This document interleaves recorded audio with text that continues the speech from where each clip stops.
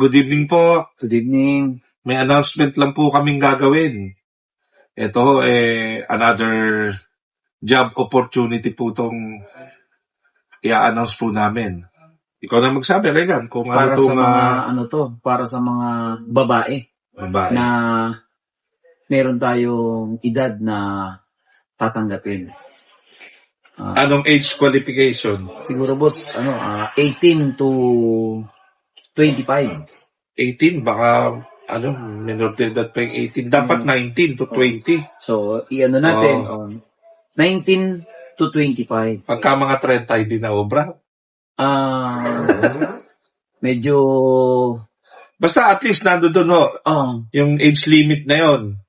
So, ito ho, ang kailangan dito yung tinatawag namang jackpot girl. yan. At magtatrabaho dito. Ano ba tong jackpot, boss? Paano ba tong... Yung jackpot kasi, ang concern nila yung draw.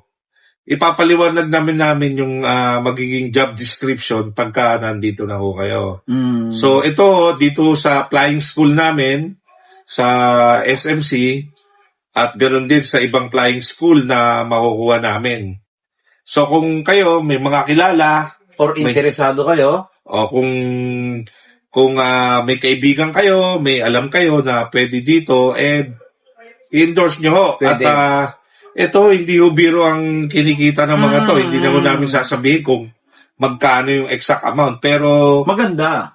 may mga jackpot tayo na 4 na taon na ho nasa amin. Mula ho nagbukas tong SMC, kasama namin ho.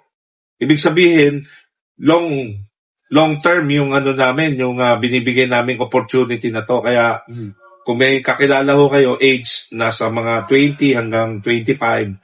Tapos kailangan medyo may tsura, maganda. Ito yung pinakang qualification. Dapat kayo ay may angking kagandahan.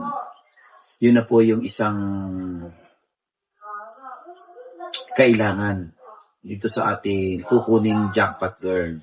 Pwede ho kayo mag-message, tapos magpa-schedule kayo ng interview, magdala lang po kayo ng inyong resume, curriculum vitae.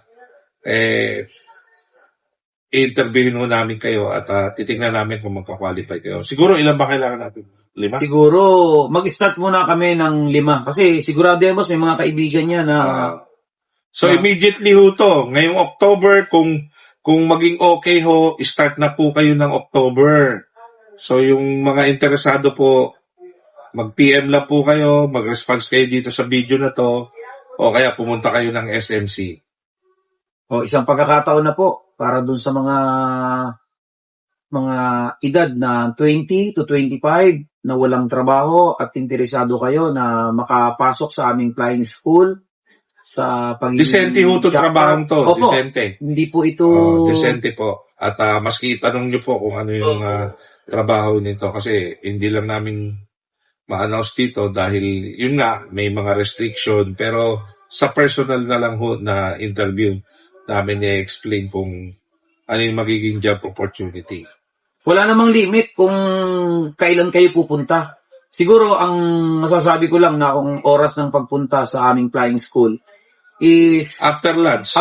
Mga 2 p.m. pababa hanggang 5. Siguro hanggang late. 7. Ganun, late na yung 7. Magdala lang kayo ng resume ninyo at sana dito sa aming ginawang pagbablog na to, meron agad na makapag-apply at naniniwala ako na sa pamamagitan ng kung alam lang social media, makatulong. Yun din po ang isa sa namin to. Actually, bigla lang tong naisip ng boss ko kasi si boss lagi na lang iniisip niya yung paano ka tayo makakatulong. Yung mga ganon.